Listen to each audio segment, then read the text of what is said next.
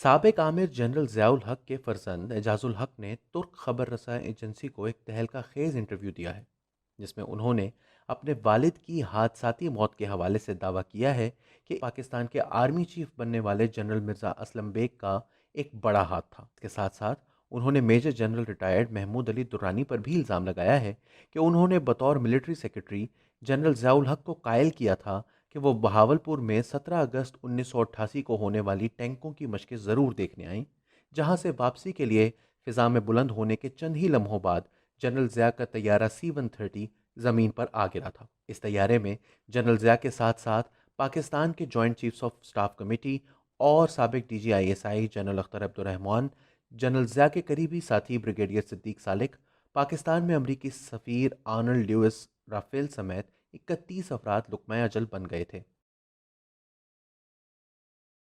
اپنے انٹرویو میں اعجاز الحق کا کہنا تھا کہ ان کے والد کی موت حادثاتی نہیں تھی، بلکہ یہ ایک قتل تھا جس کے تانے بانے پاکستان کے طاقتور ترین افراد کے ساتھ ساتھ امریکہ کے طاقتور ترین اداروں میں بیٹھے افراد سے بھی ملتے تھے۔ انہوں نے کہا کہ اس کیس کی پیروی کے لیے انہوں نے ہر ممکن کوشش کی تھی، لیکن انہیں ہر طرف سے دھمکیاں دی جاتیں کہ اپنی زبان بند رکھیں۔ ایک موقع پر انہیں ISI کے جنوبی ایشیا ڈیسک کے سابق سربراہ، جو کہ جنرل اختر عبد الرحمان کے بہت قریبی ساتھی سمجھے جاتے تھے، نے بھی تنبیہ کی تھی۔ وہ بتاتے ہیں کہ وہ اس وقت اسلام آباد میں امریکی سفارت خانے کے اندر انٹیلیجنس اسٹیشن چیف تھے۔ انہوں نے میرے بھائی اور جنرل اختر عبد الرحمان کے بیٹے کو بلا کر کہا کہ اس کیس کی پیروی سے باز رہیں۔ انہوں نے میرے بھائی سے کہا کہ وہ مجھے پیغام دے دے کہ اگر مجھے سیاست کرنی ہے تو اس کیس کی پیروی ترک کرنا ہوگی۔ امریکہ نے کس طرح اس کیس کی تحقیقات رکوائیں، اس کی تفصیلات آگے چل کر۔ اعجاز الحق بتاتے ہیں کہ امریکی اور پاکستانی ایئر فورس کی ایک مشترکہ تحقیقاتی کمیٹی نے اس واقعے کی انکوائری کی تھی، جس کے تقریباً 3 درجن صفحات جاری کیے گئے تھے، جن کی بنیاد پر اس وقت کے صدر پاکستان غلام اسحاق خان نے اعلان کیا تھا کہ یہ ایک حادثہ نہیں بلکہ سیبوٹاژ تھا۔ اس اعلان کے بعد ہی اعجاز الحق نے اس کیس کی پیروی شروع کی۔ ان کے مطابق ایئر کوموڈور شرجیل زیدی مرحوم بھی اس تحقیقاتی ٹیم کا حصہ تھے اور انہوں نے اس کیس سے متعلق چند انتہائی اہم دستاویزات ان کو دی تھیں۔ اعجاز الحق کے مطابق شرجیل زیدی کے اوپر پریشر تھا کہ وہ اس کیس کی پیروی چھوڑ دیں، لیکن سرکاری سطح پر انکوائری بند ہو جانے کے باوجود انہوں نے اپنی تحقیقات جاری رکھی۔ انہوں نے تباہ ہو جانے والے جہاز کے کچھ ٹکڑے لے جا کر پاکستان کی سب سے بڑی لیبارٹری سے ٹیسٹ کروائے تھے، جس سے ثابت ہوا کہ یہ ایک سازش تھی۔ جہاز کے ملبے میں بہت سا اینٹی منی فاسفورس موجود تھا، جو سبوتاژ کے شواہد میں سب سے اہم تھا۔ اس کے علاوہ جہاز میں نرو گیس بھی موجود تھی کہ اگر ایک حکمت عملی ناکام ہو جائے تو دوسری کارگر ہو۔ نرو گیس کا مقصد یہ تھا کہ پہلی حکمت عملی ناکام ہونے کی صورت میں اس گیس کے ذریعے پائلٹس کو حواس باختہ کر دیا جائے۔ یہی وجہ تھی کہ جہاز پہلے اچانک نیچے کی طرف گرنے لگا، پھر اوپر کو اٹھا اور پھر یکا دوبارہ نیچے آ کر گر گیا، کیونکہ پائلٹ ذہنی طور پر مفلوج ہو چکے تھے۔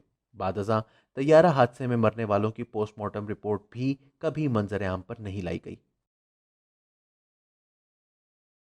اعجاز الحق کے مطابق امریکی حکومت بھی اس سازش میں شامل تھی، لیکن پاکستان میں اس کی انکوائری دبانے میں سب سے اہم کردار جنرل مرزا اسلم بیگ کا تھا۔ اس کے ساتھ ساتھ اسرائیلی انٹیلیجنس ایجنسی کا بھی اس قتل میں پورا ہاتھ تھا۔ اعجاز الحق بتاتے ہیں کہ اسرائیل پاکستان کی جوہری صلاحیت تباہ کرنا چاہتا تھا۔ اعجاز الحق کے مطابق 1986 میں اسرائیل نے کہوٹا ریسرچ لیبارٹریز کو تباہ کرنے کا پلان بنایا تھا، مگر پھر اس پر عمل نہیں کیا تھا۔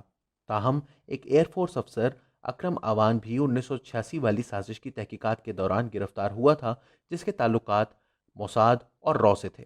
1988 کے طیارہ حادثے میں ایک میجر جنرل آوان کی بھی موت ہوئی تھی۔ اکرم آوان انہی کا لے پالک بیٹا تھا۔ اکرم آوان کو جب بتایا گیا کہ اس کے والد طیارہ حادثے میں مارے گئے ہیں تو وہ پھوٹ پھوٹ کر رونے لگا اور اس نے سب سچ سچ بتا دیا۔ اس کے بیان کے مطابق ایک 2 سیٹوں والا اسرائیلی جہاز 1986 میں بھارت سے ریفیول ہونے کے بعد پاکستان آنا تھا اور اس نے کہوٹا پر حملہ کرنا تھا۔ اکرم آوان نے بتایا کہ اس نے ہی یہ نرو گیس خریدی تھی اور اسے کہوٹا لیبارٹری پر حملے کے دوران استعمال کیا جانا تھا، لیکن بعد ازاں یہی گیس جنرل ضیاء کے طیارے کے ملبے میں پائی گئی۔ اعجاز الحق کے مطابق یہ بیان جنرل اسلم بیگ کو دکھایا گیا تو انہوں نے اصلی کاپی اپنی دراز میں رکھ لی اور پھر یہ فائل کبھی سامنے نہیں آئی۔ اس انٹرویو میں سب سے تہلکہ خیز انکشاف جنرل ضیاء کی موت کی تحقیقات کو روکنے میں امریکی کردار کے حوالے سے ہے۔ اعجاز الحق کہتے ہیں کہ انہوں نے C-130 بنانے والی کمپنی لاک ہیڈ پر مقدمہ دائر کرنے کا فیصلہ کیا تھا۔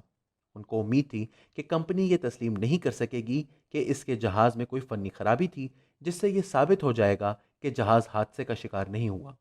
اس سلسلے میں انہوں نے ایک امریکی وکیل کو بھی ہائر کیا تھا۔ یہ وکیل شروع میں تو بہت پرجوش تھا اور کہتا تھا کہ اسے اپنی زندگی کا سب سے بڑا کیس مل گیا ہے، لیکن کچھ عرصے بعد اسے امریکی سول ایویشن سے کسی نے کھانے پر بلایا اور اس کے بعد اس نے کبھی ان سے رابطہ نہیں کیا۔ اسی طرح انہوں نے حادثے میں مرنے والے امریکی سفیر کی بیگم رابن رافیل سے بھی رابطہ کیا، لیکن انہوں نے بھی کچھ عرصے بعد اس سلسلے میں مکمل چپ ساتھ لی۔ جب ان سے پوچھا گیا کہ ان کے خیال میں ان کے والد کو قتل کروانے میں امریکہ کا کیا مفاد ہو سکتا ہے، تو اعجاز الحق نے کہا کہ صاف سی بات ہے، سوویت یونین شکست کھا چکا تھا، افغانستان میں امریکہ کا مسئلہ حل ہو چکا تھا اور اب مشرق وسطیٰ کی ریاستیں ایک بڑا بلاک بن کر سامنے آنے والی تھیں۔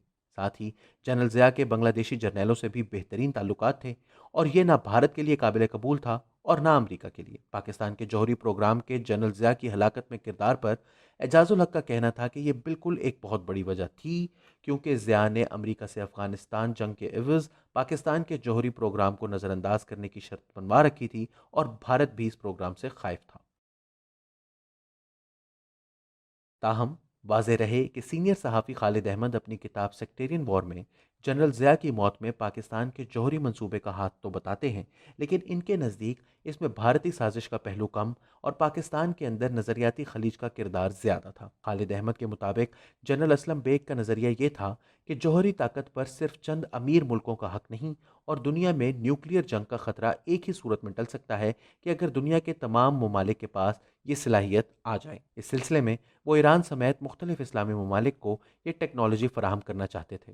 تاہم پاکستان کے سعودی عرب اور دیگر خلیجی ممالک کے ساتھ فوجی معاہدوں کی روح سے جنرل ضیاء کے نزدیک یہ ممکن نہیں تھا۔ اس حوالے سے غالباً ان کے مذہبی اور مسلکی نظریات بھی آڑے آتے تھے۔ خالد احمد بھی ضیاء الحق کی موت میں جنرل مرزا اسلم بیگ کا کردار مشکوک انداز سے دیکھتے ہیں، لیکن ان کے نزدیک اس کی وجہ بھارت نہیں بلکہ جنرل بیگ کی ایران سے نزدیکیاں تھیں۔ جنرل ضیاء اور جنرل بیگ دونوں کے قریب سمجھے جانے والے جنرل آغا مسعود کا کہنا ہے کہ یہ ممکن ہی نہیں کہ یہ ایک سبوتاش ہو۔ اگست 2018 میں ڈان میں چھپنے والی ایک رپورٹ میں جنرل مسعود کے الفاظ کچھ یوں تھے: ضیاء کے دشمن تھے، مگر یہ صرف بھٹو اور سندھی تھے، پنجابی اور پٹھانوں میں سے کوئی جنرل ضیاء کے خلاف نہیں تھا۔ اگر بیرونی طاقتیں جنرل ضیاء کو مارنا چاہتیں تو وہ کوئی آسان طریقہ بھی ڈھونڈ سکتی تھیں۔ سبوتاش کا سوال فوجی حلقوں میں کبھی ایک امکان کے طور پر بھی نہیں ابھرا، مگر ونگ کمانڈر منور کے مطابق C-130 انتہائی قابل اعتماد طیارہ ہے، لہذا حادثے کے امکانات نہ ہونے کے برابر ہیں۔